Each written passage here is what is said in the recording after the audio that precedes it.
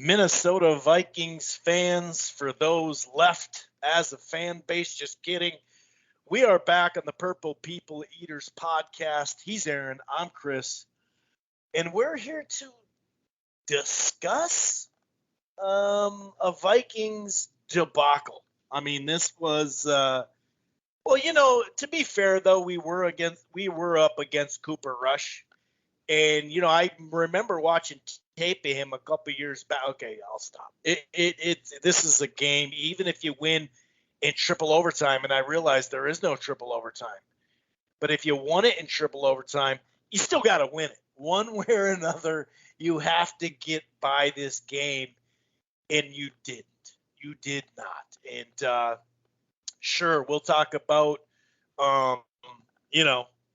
minor league good and bad defense. We'll talk about that later in the show. Obviously, like it has been here for a couple weeks now, the offense is definitely first to blame on this one. Once again, 7-0 start, baby. They look great. They scripted it all out. Once we go off script, we just can't improv, I guess you could say. But, yeah, we will cover the variety, the plethora of just – one step forward, two steps back. That was the offense. Ugly, ugly stuff. Defense got in the, down the stretch, second half. But, this was bad. And you have, of course, when you have a fan base like the Vikings who've never won a championship, you're going to have people go way over the top and say some stuff that you're just like, okay, dude, it's not that bad. But there's just no denying on this one. This one was really, really bad. Just a bad display of offensive football, if that's what you want to call it. So we're going to break it on down. Of course, we'll look to next week on the road at a pissed off Baltimore team because they got kind of embarrassed. So they're going to be looking to get it right. Hunter is gone for the season. I don't know if it was the same pec or not, but he had a pec from a couple years ago. That's not good. We still don't have Pierce back. It's ugly. It's ugly. So we're gonna talk this through. Luckily, if you've listened to the show, we do have a Gopher football segment. So we'll close the show on a positive note. So there's always that. Jerry Burns will be heard from early in this one. If you've ever heard a press conference from Jerry Burns, you should keep an eye on that. Anyway, if this is your first time listening, which it's probably not your first time listening to the Purple People Eaters podcast, because if you're new to it, you probably aren't chasing a podcast on a Monday after that debacle from Sunday night. But welcome if you are. It's going to be fun, okay? It's going to be fun to an extent anyway. We're going to get stuff off our chest. Anyway, you can find this here Vikings podcast in a lot of different places. It streams live on blogtalkradio.com/Rope-A-Dope Radio. You don't have to go to Blog Talk and Rope-A-Dope and download the show there. You can find it. You can find this Vikings podcast on Rope-A-Dope Radio on Apple Podcasts, iHeartRadio, Player FM. Tune in. We're also part of the Grueling Truth Sports Podcast Network. While you're at it, why don't you head on over to thegruelingtruth.com. And this is fitting here. Last year, Aaron started a Spreaker. That's Spreaker. Not Stitcher, Spreaker page, living in Loserville. A lot of people like that title. Some people don't, but this is fitting this week. Living in Loserville, Spreaker. Check that out. And one more thing, if you're thinking about cutting the cord, or you have and you're not quite happy, I got something for you. It's called Direct TV Stream. The prices start as low as $69.99 a month.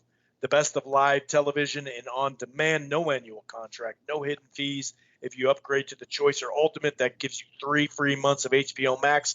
Plus, you get to enjoy regional sports networks without additional fees, which you're seeing more and more having issues with that. If you go all the way to the Premier package, you get HBO Max and Showtime included. That's Direct TV Stream.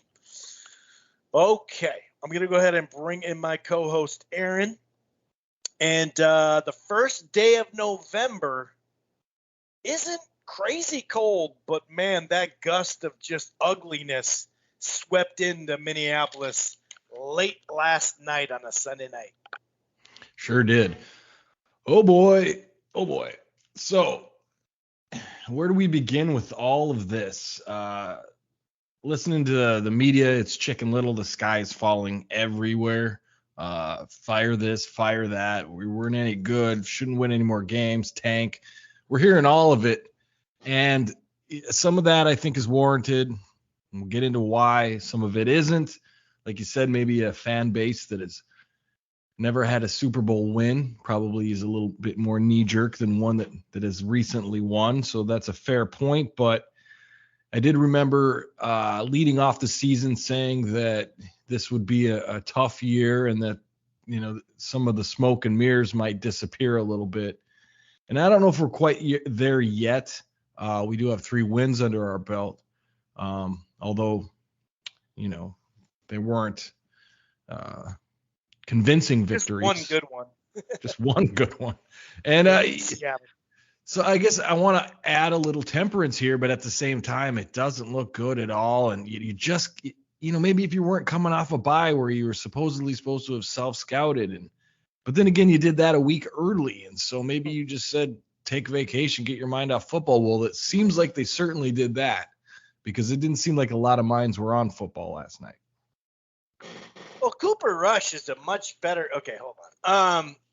Well, let's just start by, in my humble opinion, which is not always humble, I don't like a lot of people. If they don't fire him at 8 a.m. today, just burn the whole franchise down, or like you said, regroup, restart. Well, first of all, the whole rebuild, there's food in the cupboards, okay? So even if we do get rid of Zimmer, this thing's not bare, okay? It's not the Lions right now. It's not bare, okay? So everybody calm down when it comes to that, okay?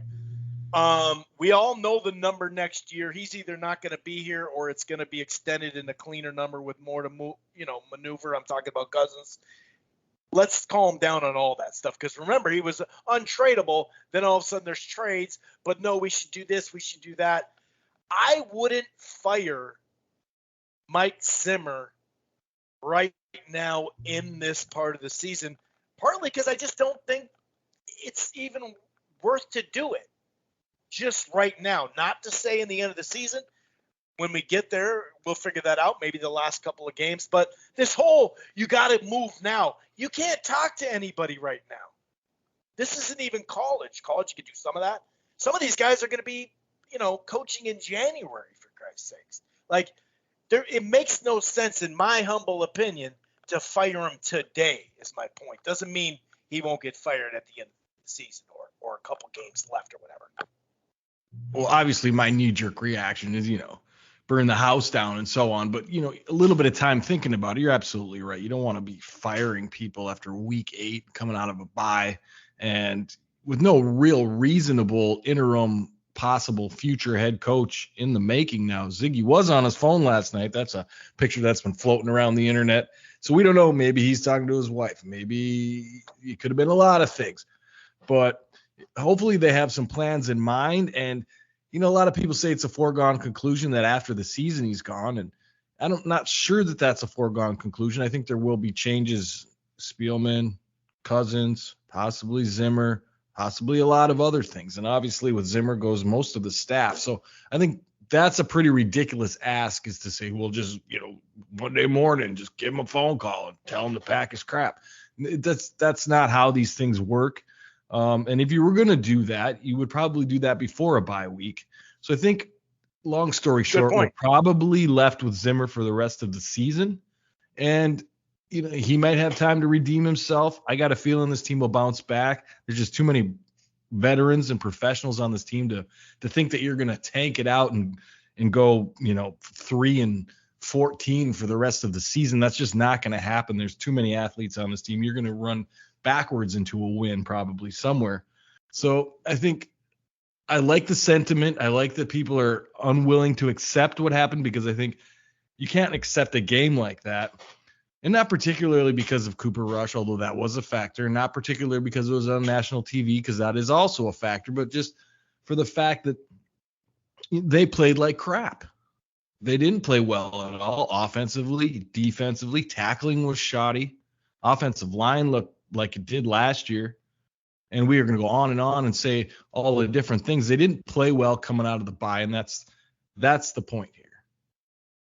Yeah, and I'd say mostly, like, at least you could find positives with the defense because they allowed the offense to get the ball at midfield twice and all that, and maybe they got worn down, although from the first half to the second half, it was time. The time started evening out. So, we can't blame all that. But I really think a lot of it is, to be honest with you, Cooper Rush and the offense. It's like, okay, you're playing Cooper Rush. They still only put up 20 points.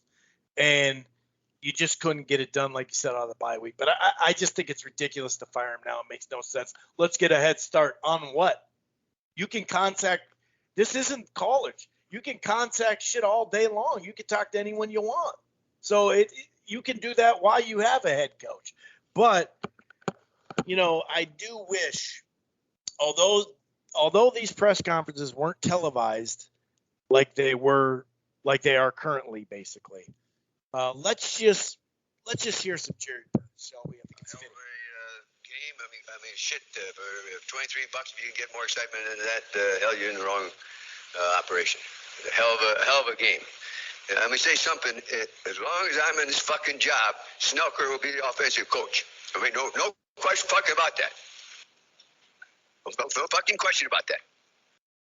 I don't like to name names after a fucking game, but we can't be responsible for the blocking. We can't be responsible for the fucking guys jumping offside.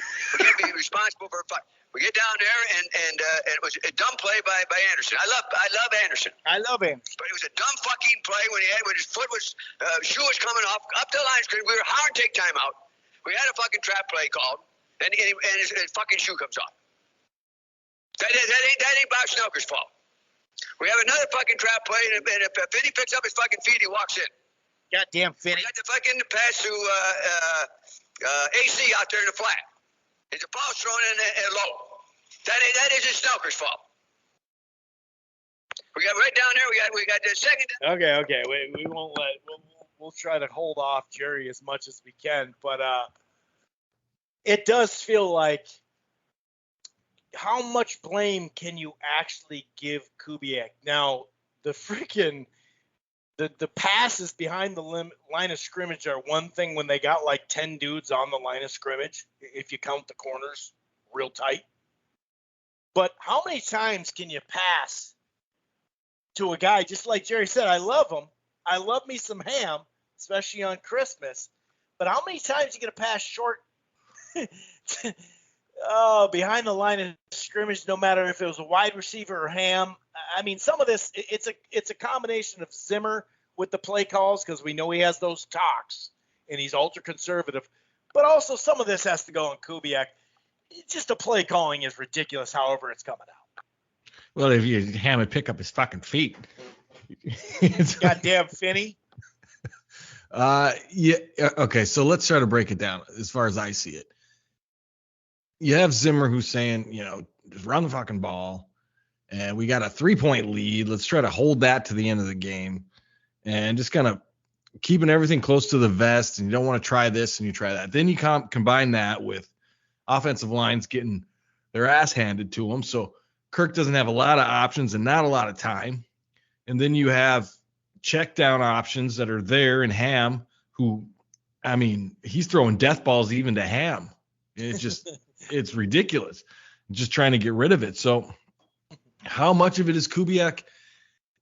How limited is he? And I don't think there's any way of knowing that until either Zimmer's gone and Kubiak talks about it, or there's been games where you go, hey, this offense is a little bit more imaginative. We spent a couple weeks talking about how they're doing new things and trying new stuff. And all of a sudden we're back to, hold the 3-point lead at any cost and run the football, even though you're getting half a yard a pop. It's like, well, how much is Zimmer overlording, I guess is a word it could use on I love that. Or maybe just confining Kubiak. We don't know.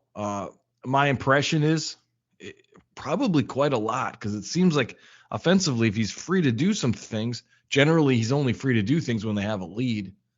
And they just didn't have a comfortable lead for most of the night, so therefore Zimmer was his butthole got tight, and he's probably just yelling at him to run the ball because he thinks he's got Cook and he thinks he's got an offensive line that can run the ball, but he couldn't last night. And it just, how many times are you going to run a running back into a brick wall?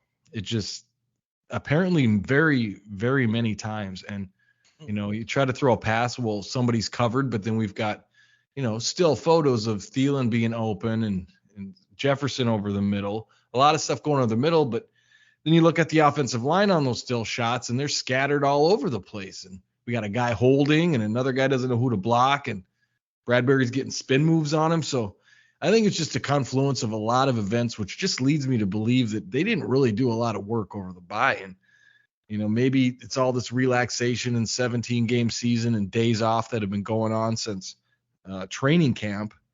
It just doesn't seem like there's a lot of discipline and structure left within the organization, Chris.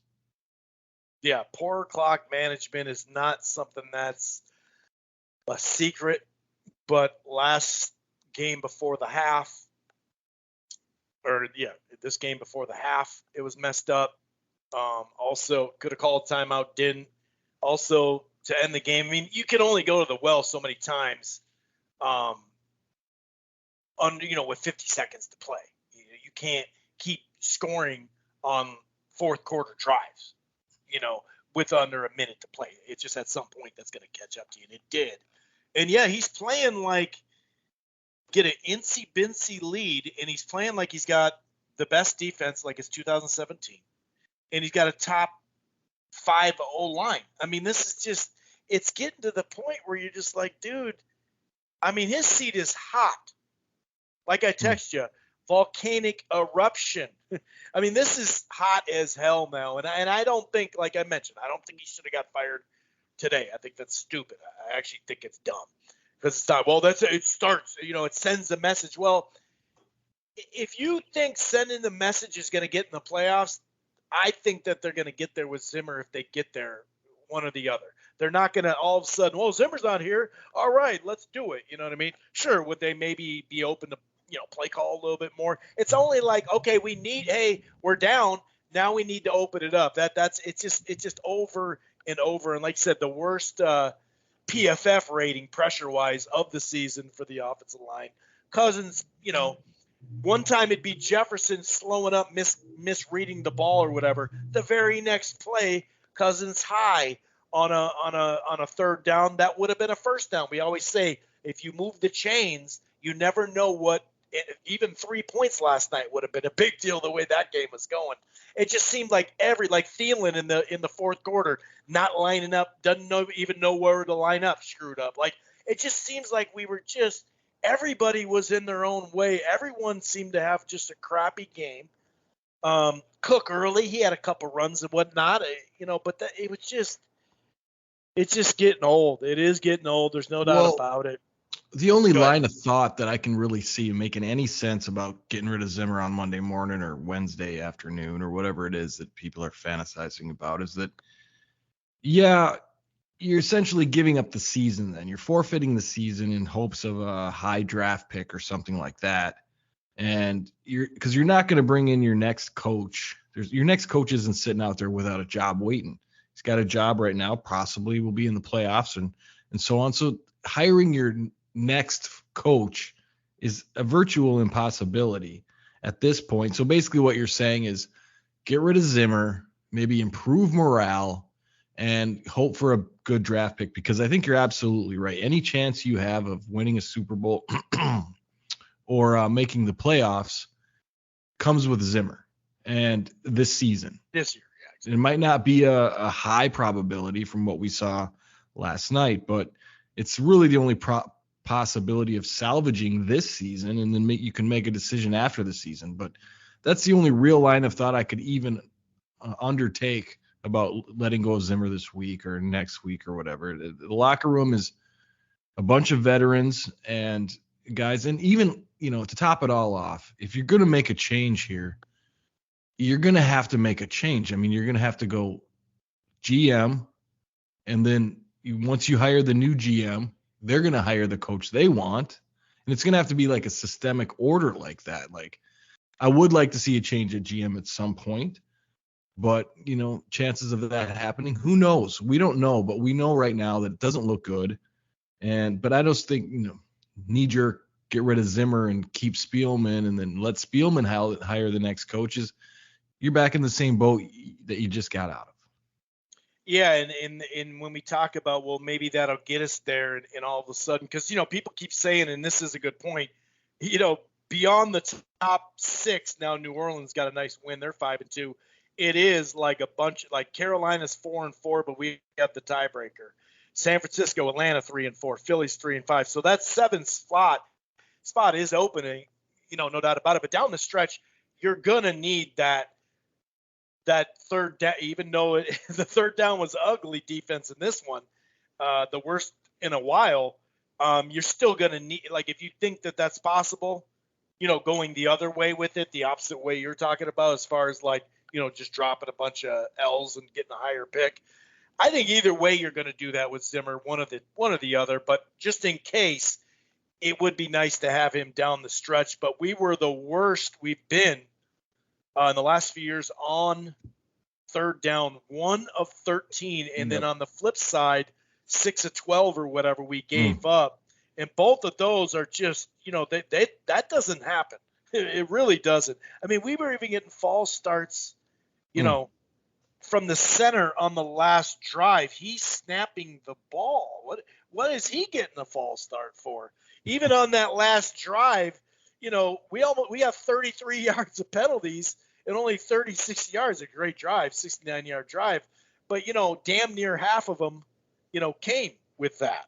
The targets, we're getting close to, through 3 quarters, Ham has 1 less target than Jefferson. And it goes back to having 10 dudes on the line of scrimmage. Like, what? Let's 3-step drop and throw it 15, 20 yards. Let's just do that then. Any more on the offense? Because obviously the defense was a mixed bag. Well, just the 1 for 14 on third down is mind-boggling. We've been a pretty good offense on third down, and I don't think Dallas's defense is anything, to write home about. I just think that they got game planned and they got bullied and pushed around. Coming out of the bye, they're still on vacation, still sleeping or whatever it is that they were doing, and just weren't focused and ready to play. Now, I think that bodes well. Like, you started off the show saying perhaps a wake-up call, and I think you're going to see a bounce back here. I just don't think you're going to see guys, it does look a little weird. Some of the comments that Thielen was making and Thielen's agent, we can talk about that a little bit.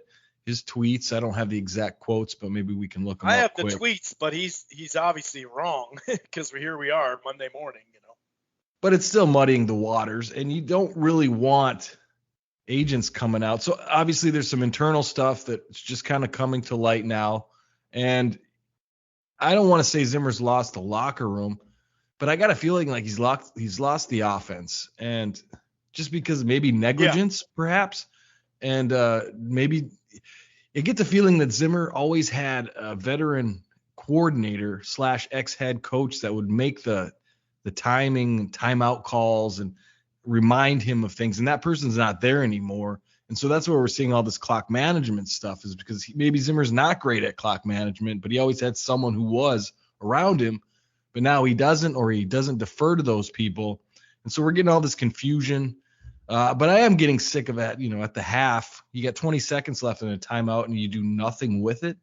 And sometimes that happens at the end of games too. And those are things that I can say Zimmer falls short on.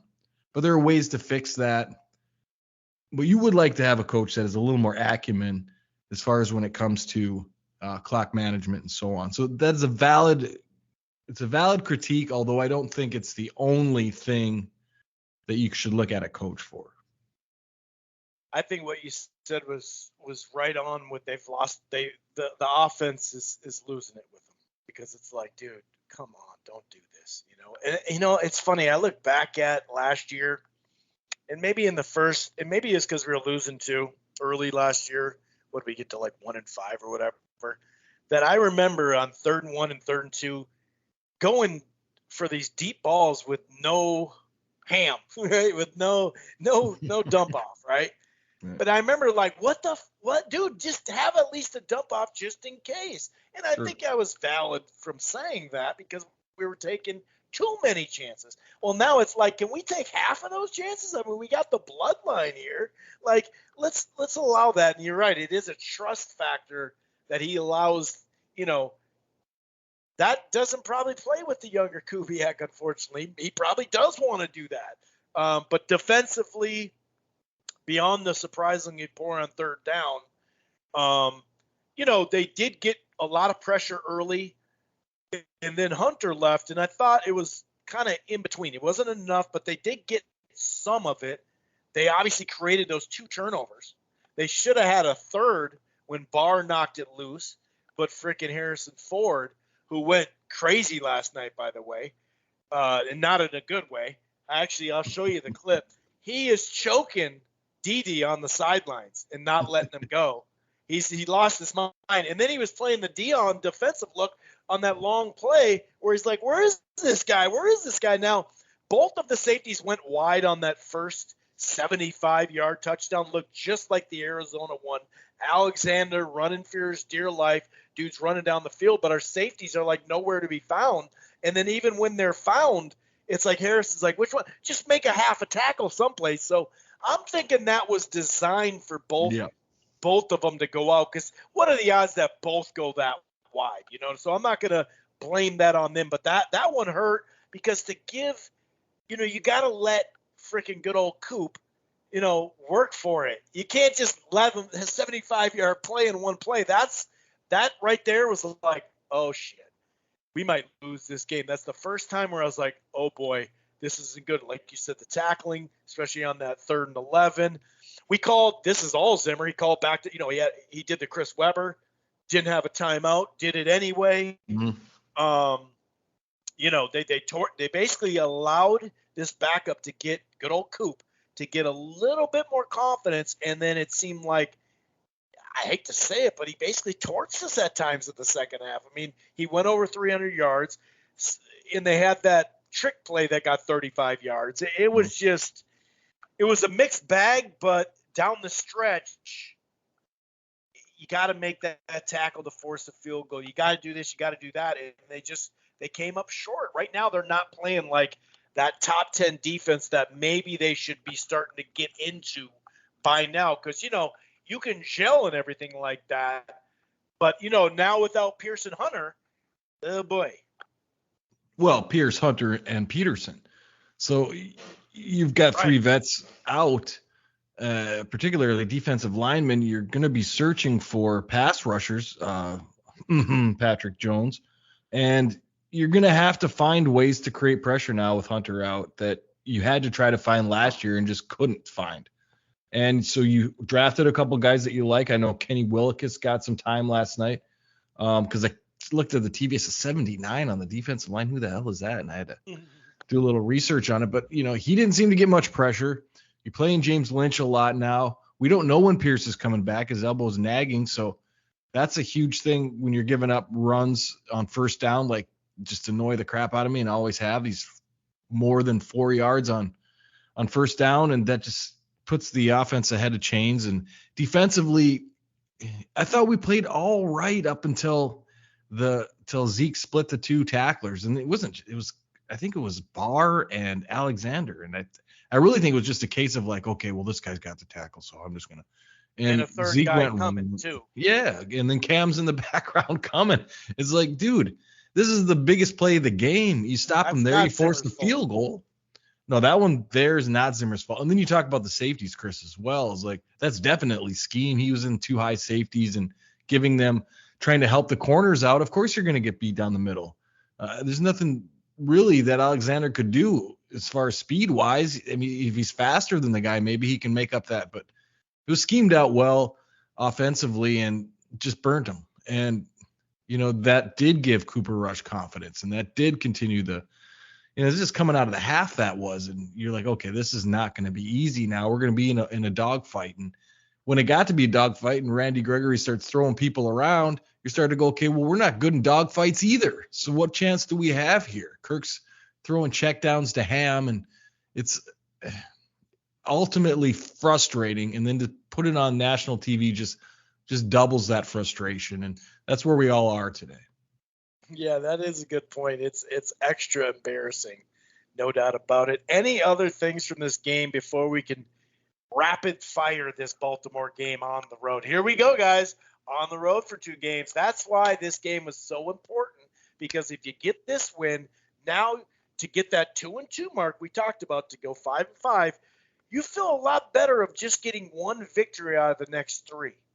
You feel like we could do that somewhere in there. Maybe we lose back-to-back games and then beat the Packers at home. We could do that. Now it's like we have to win 1. Just it's ugly. But yeah, anything else before we get to this here Ravens game? Well, just like you texted me. Hold on. Sorry, I had to cough there.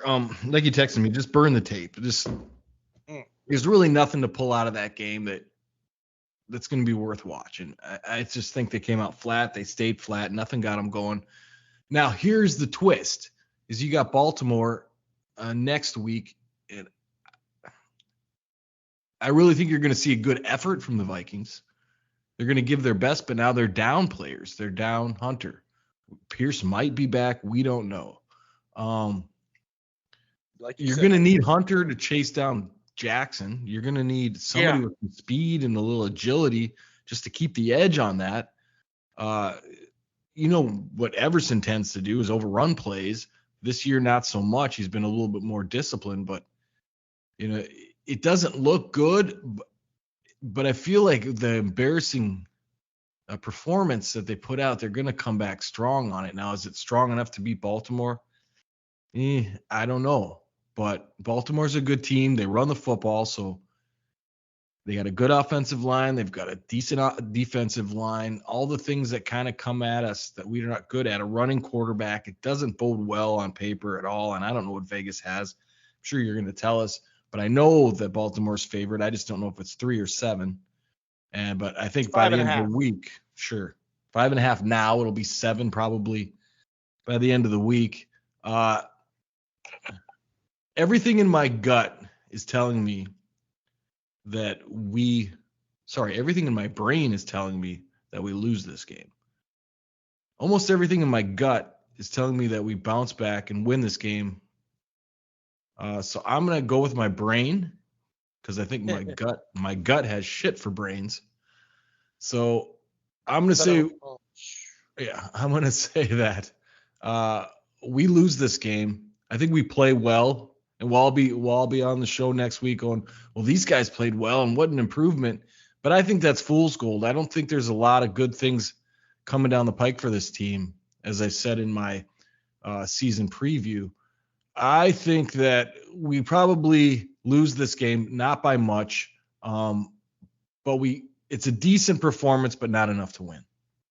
Yeah, I'm right in that realm. I could see a boost back, but just not enough. They stopped the run, only 86 yards, give it up per game, which is very impressive in the NFL. I have a 27-23. That's what I wrote down today for the show. Baltimore beating them. A lot of the same things you're talking about, where it's just like, we got something good here, got something good there. And,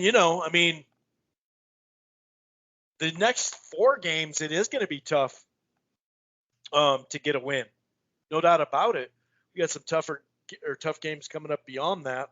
It may end up at 5 wins, what your prediction was. You never know.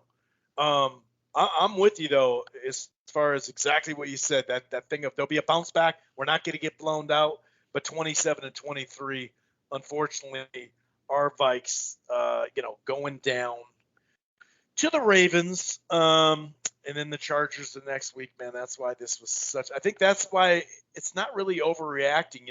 That's why we knew how important, especially when Dak was out. It's like, all right, dude, even at halftime, I'm like, dude, okay, fine. That's fine. Let's just win this game, because, like I said, that 1 out of 3 is so much easier to look at and say, yeah, we could sneak one in there. But now it's just, man, it's tough. Anyway, anything else with this game, or should we get to a nice performance on the road by our Gophers? I like your score. I think that's pretty accurate. I would say maybe a little bit less, like 17-21, something like that. I don't think either team will score a great deal. And I do like the idea of bounce back. And even if they come back and win this one, Chris, I don't think it's going to help people's confidence all that much for the next couple of games. I want to get to that Green Bay game and see where we are after that, and then kind of make a judgment, because at some point you're going to have to start playing some young guys to see what they have. And, Patrick Jones being one of them. I saw Cam Bynum made a play last night. There's going to be a lot of, and I just don't know if we're quite there yet in the season to start rotating in all these young guys to see what they got, but it's not far away. And if they win at Baltimore, I'm a lot confident we can go 1 of 2 then after that. I'll say that. Yeah, but then you got to think, okay, without but going way, we farther into this, without going farther into this, I mean, without Hunter and Peterson and Pierce. That's what I'm saying. Right? That's an issue. Now the Golden Gophers, Ski-U-Mah, great win. Again, surprised by it. I was working on Saturday and I was just kind of checking in on the old Google machine to see where they were. And it's like, wow, this is great. It's kind of tight in the first half, like we said it would be. And then they kind of pulled away in the second half. And yeah, a lot of guys made plays. And PJ's really rotating a lot of people now, which is something that he hasn't really done in the past, but he was talking in the beginning of the season about depth. And you're like, well, where's all this depth? But now we're starting to see the rotations getting more and more expanded, players coming in and out. And Wally got a nice play that we liked, but they ended up winning, 41-14? Was that the score in Evanston? Yep. I know they scored 41. And it's just getting more and more impressive. Again, you go back to that Bowling Green game and you just go, what if? Yeah, no doubt about it. I do like, though, that they are peaking. We know that the rankings and all that, people are bitching that we're not ranked. It's like, seriously, dude? Like, you obviously don't follow college football. Who knows? Maybe they'll throw us in the top 25 tomorrow when the actual rankings come out. But I don't think we deserve to be there just yet because we haven't really beaten, a good team yet, like a good team. But yeah, man, I did like how they just wore it down, over 300 yards rushing again.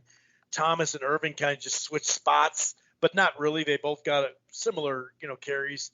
It just Irving had 2 touchdowns, one a really nice one, 110 and 116. We even got Le Captain in because now, unfortunately, Bryce Williams goes down with another season-ending injury. That's 3 total, plus Wiley, who's in the transfer portal, which I understand why he did that. But Irving and Thomas, a redshirt freshman and a true freshman, really coming through. And we just made enough decent passes and all that. We didn't show them too much or whatever. But, yeah, I really liked what I saw. I think you're starting to see this, come together now last 2 weeks. They're really putting it together. I mean, they're obviously 4 in a row now, and it's looking good. Obviously, this game, anytime you think of the next week in college football, that we talked about it today on the College Ball Show, a couple different trap games or coming off a big win, right? We see a couple of those that's going to maybe happen this week that we told you to bet on and whatnot. But, the biggest worry for me with Illinois is their ability to run the ball. They can run the ball, not quite as good as us, but they can run the ball. However, we gotta, both teams want to play ball control. We obviously know that, but they give up a lot of yards, 160 per game, which is a ton. We're at 92.9, so basically 93. They did win that overtime game against Penn State. Penn State quarterback got a little banged up. We know when he's been banged up, like in that Iowa game, they're not the same team. Last week they put up a good effort against Ohio State when they had him healthy. Unless we, throw picks in the red zone, fumble the ball, all that type of thing, we should just ball control this like we have been lately. Make a couple of key passes now that we got most of our wide receiver depth back. Jackson, get him in. He actually did play. I thought maybe it'd be another week. It was nice to see Daniel Jackson back. So hopefully we can keep that going to where we have 3 healthy wide receivers. I think it just helps in general. But I do have the Gophers winning this game. I don't know if it's going to be by the point total like it was these last 2 weeks. The over-under is 44. Here's the kicker, though. We're a 14.5-point favorite at home, so basically like 11. And that's based off these last couple of games where we've been able to extend the lead in some things that even against Purdue, that was in the rain, or Nebraska, we weren't able to completely shut out the game. So I wouldn't doubt that just their offense is really bad. So I wouldn't doubt if we win it, under the spread, the 14.5. That wouldn't surprise me. Thing is that they're averaging 17 points a game. That is really, really bad. Yeah. They got an okay defense, but I like the Gophers winning. But yeah, I could see like 26-13 or 26-16 or something like that. Yeah, those spreads are interesting to me, especially the over-under. And I really think that it's going to be low scoring, 3 yards, cloud of dust. Both teams are going to try to establish the run, going to try to run all day, going to try to lean on the other team. I think we fare better in the matchup like that. But I think, Bielema's building what he wants at Illinois, and it's going to be a lot of what we're already doing, and therefore we got a little head start on it. We've got more depth. We're able to run the ball probably a little bit better than they will be able to run the ball. I think defense and running the ball is what it's going to be. Timely throws, like you said, on third down. But I don't think there's going to be a heck of a lot of points for either side. And I don't think it's going to be particularly close. So I'm going to say something like maybe 17-3, something like that as a score. I think Bielema is a good enough coach to keep the score down, as well as what we're doing. We're going to eat the clock and try to end that game. And I think they're going to try to do the same thing too, and just hope that it's in their advantage. I think our linebackers are probably more able to handle a game like that as far as size and what they do. In our defensive line, we can rotate, and I feel like that's also going to be a plus in a game like that. I think it's going to be slug it out, and we come to a win, but not with a lot of points on either side. So 17-3 is what I'm going with. Golden Gophers win at home. There we be. We'll definitely be back next Monday. Hopefully we can double dip. Let's just at least hope we get one win out of Vikings or Gopher football. Obviously, both of them need to win. But I'd say actually more the Gophers right now, because they actually have something at stake as we know it. They are 4-1. They do lead the West right now. Once again, this happened in 2014, happened in 2019. We'll talk more about that next week if they get through this game. But yeah, I mean, they own their own destiny. They control it 100%. So we'll see. We'll take it on the chin. I mean, this one, that was an ugly loss. All right, we'll be back next week. Peace.